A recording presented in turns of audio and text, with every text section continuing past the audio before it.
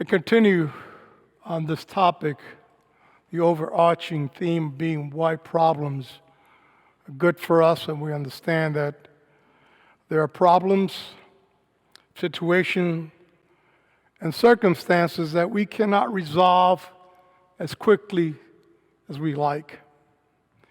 The only thing we have control over those problems that have no immediate or even sometimes short-term fix, it's our attitude, our perspective, and how we live with them. Health issues come our way. We must accept and work with them because often they're no cure or they're part of the getting mature process. We manage it with medicine and manage it carefully, watching our diet and doing exercise, etc. Then you have the emotional and mental challenges that you learn to live with one day at a time. So what do we do with unfixable challenges and problems? How do we keep going? How do you keep going when you have those circumstances that there are no quick fixes? They're part of the family dynamic of the relationship of life.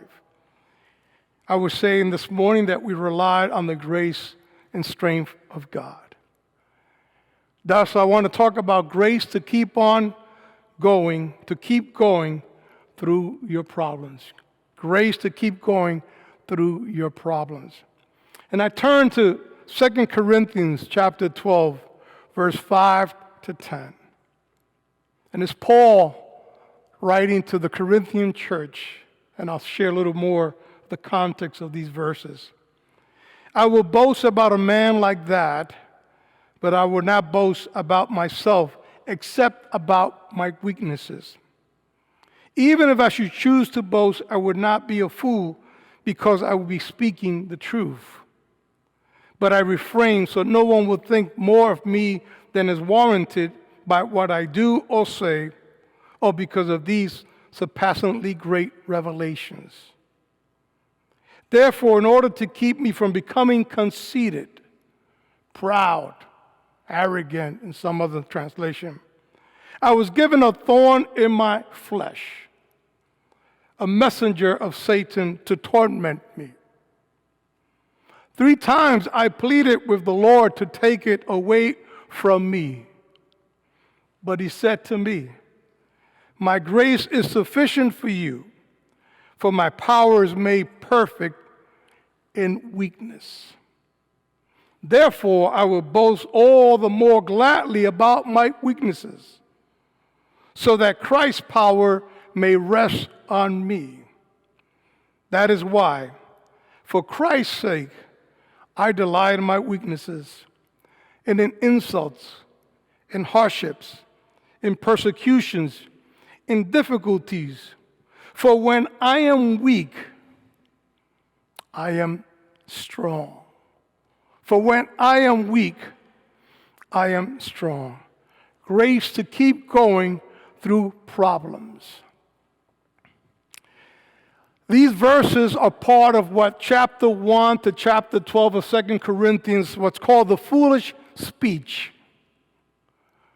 Paul is trying to convince, and even in chapter 10, to the Corinthian congregation which he founded, that his ministry is different, in some ways greater, than those that he calls and other calls the super apostles, an unknown group in this scriptures that are kind of rivals to Paul, but they are because the Corinthians who he founded look upon him now with not a whole high esteem. As a matter of fact, if you read in the earlier chapters, they say you write really well and you're bold when you write, but when you come here, basically you're weak in your speech and in your speaking. And this is the kind of foolishness he gets involved, and he begins to respond. At some point he says, this is not the Lord, this is me. This is me boasting. He makes it very clear. So that's the context of this. He's trying to make a case for his qualifications, his character, and his ministries as he faced opposition in the Corinthian congregation. In chapter 12, where our verses come from, he acknowledges that boasting is not really good, but he keeps on boasting. But there's a turn as he goes on in the next few verses before verse 5. Paul has had a powerful experience. He writes about being snatched up to the third heaven. He's not sure if it's a vision or was a physical experience. He's uncertain how this occurred to him. But he writes he heard things which he cannot put into words. He doesn't tell us how that happened. He doesn't tell us what he saw. He doesn't tell us what he'd heard. But he does tell us that in order for him not to get conceited, not to get puffed up in his pride and his ego, he was given a thorn in the flesh. The Greek word for thorn is a stake with a point, used at times in the opposition of a battle to put it in a ditch so that the enemy could fall into it. It is a thorn. It is something that is present and ongoing in his flesh. He doesn't say that it comes from God, so we're very clear about that. He says it's a messenger of Satan, of the evil one, to torment him and to keep him from being elated. The thorn is there to ensure that Paul doesn't think much more than he is or others might think of him. It's a problem that he faces and he's dealing with, and he says that he pleaded 3 times. He asked God to take away this problem. We don't know what it is, doesn't explain. Scholars have speculated, and it goes on from physical to emotional to all kinds of theories what the thorn in the flesh is, but there is no answer to that because he doesn't spend time explaining that. Maybe the Corinthian congregation knows what it is, but we don't know. But we know that it is a problem, it is a struggle, it is a battle, it is something that is taking toll of him, and he turns to God and he pleads his case 3 times. And the answer is no. We're not going to remove it. We're not going to replace it. We're not going to give you any deliverance. You must live with this. And Paul then takes a different perspective and attitude about that thorn in the flesh that I'll get back to in a second. So I ask the question, what do you do when you cannot change an unchangeable situation? What do you do when you cannot fix an unfixable problems? And we love to say there's a solution for every problem, and from generally speaking, there is. But there are some issues and problems and struggles that we face that don't have fast, quick answers that stay with us, some of us, for a long time or all our life. How do you do? How do you manage?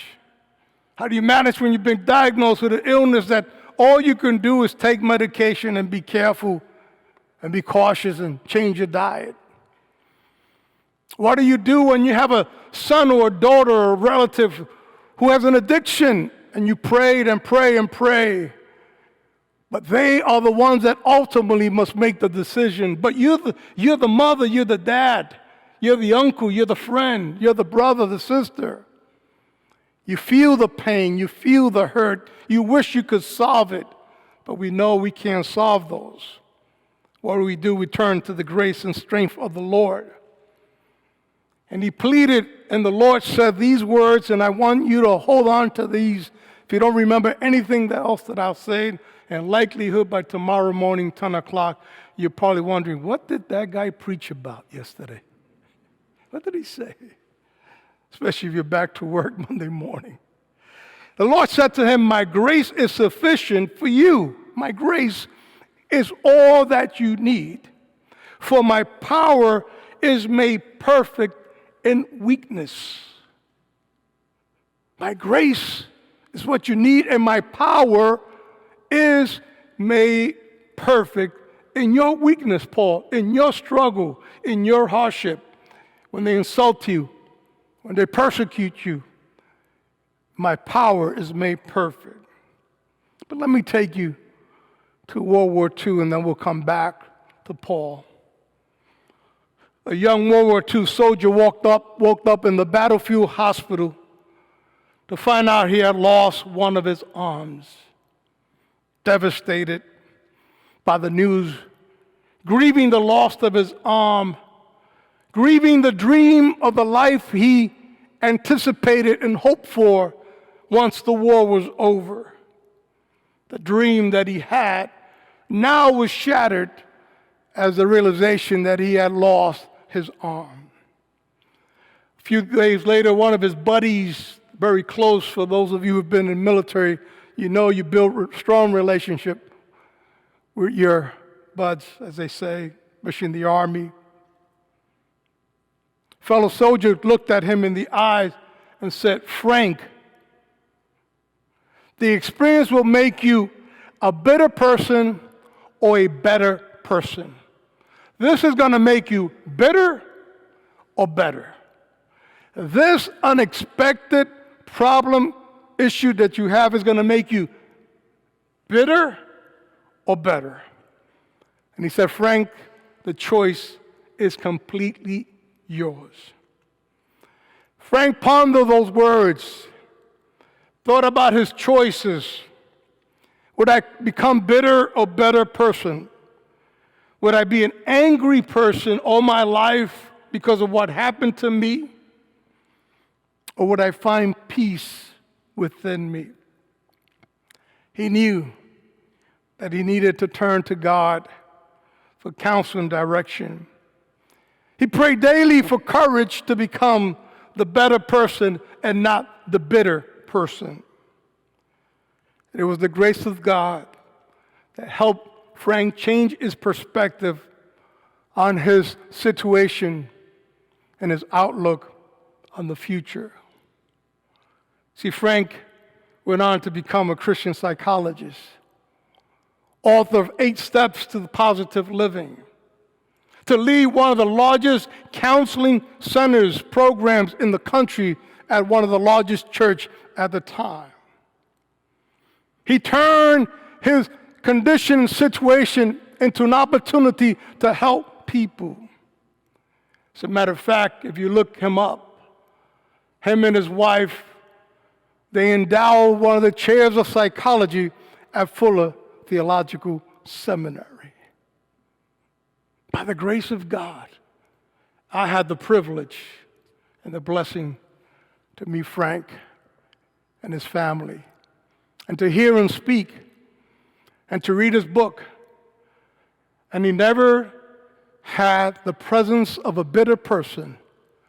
He was always a better person by the grace of God. Let's go back to Paul. Paul discovers that his power and his strength doesn't come from him as he battles this unfixable thorn in the flesh, but it comes through the grace of God. He can live with it because the grace of God and the power of God becomes his sustainable strength. And that sustainable strength is no other than the presence of Jesus within him and with him. Thus, he has the conviction to say that I will boast in my weaknesses, suffering hardships, because of the power of the indwelling Christ in him. And he boldly declares what few have declared: when I am weak, I am strong. I mean, think, when was the last time you met a person who says, hey, I'm gonna boast on my weaknesses. I'm gonna tell you about my insults, or the insults I live with, the challenges I have, the hardships. It takes a spiritual maturity and the realization that God is within him and with him to be able to say, if I'm going to boast, I'm going to do it for the struggles that I have. Because when Christ is in me, I am strong, even though when outside of me and even within my body, there is weakness. See, grace keeps you going when you cannot fix the unfixable problem. It keeps you pushing God's grace.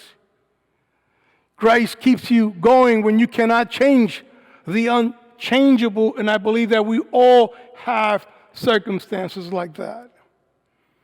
Grace gives you a new perspective on the outlook of your situation. Doesn't mean that you like it. Doesn't mean that if you had a choice, you would keep it. But it means that you find a way of looking at life like Frank did as a World War II soldier, realizing his arm was gone forever. It is Paul that will go on to say, because this is his new perspective in Philippians 4:13. We love this verse, but we put this verse in the context of the thorn in the flesh, and it has even more power when he said, I can do all things through Christ who strengthens me.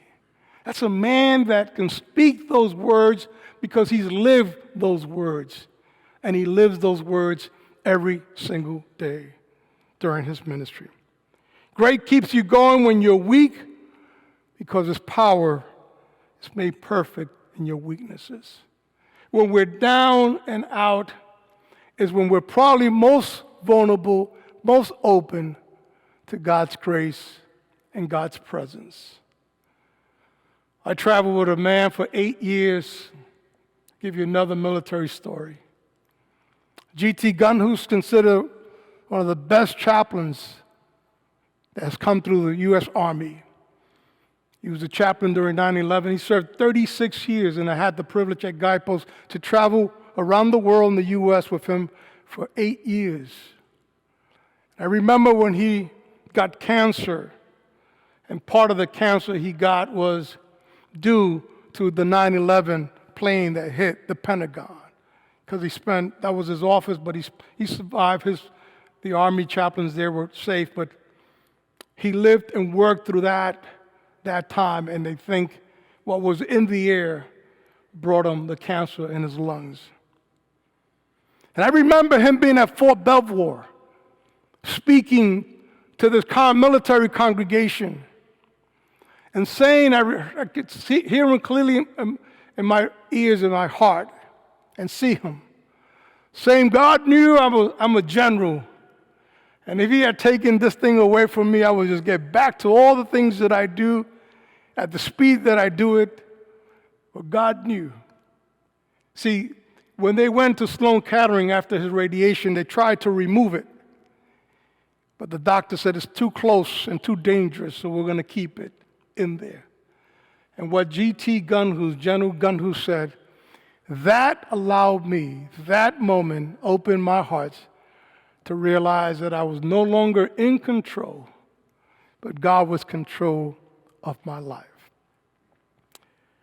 When you're going through a problem that won't go away or you cannot fix, I encourage you not to give up, but to turn to the Lord and lean on His grace to bring you through your troubles.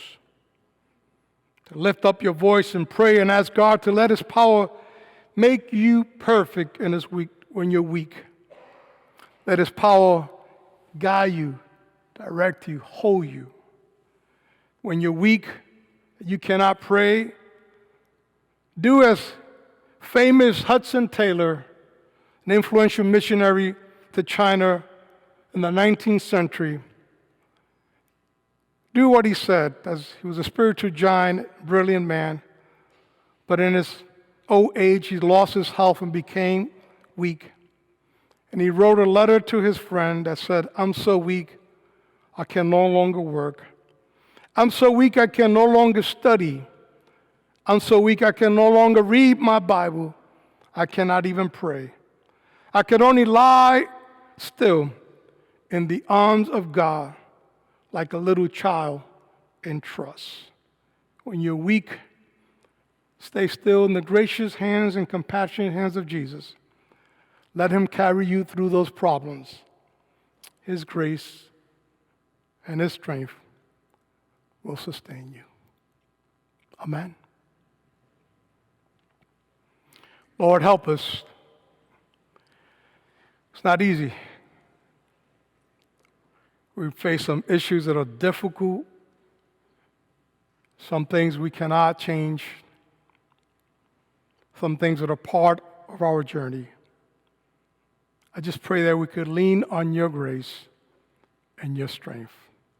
Help us return to you. And may the words that said to Paul, and Paul wrote, my grace is sufficient, my power is made perfect in your weakness, may that be also true to us. Amen.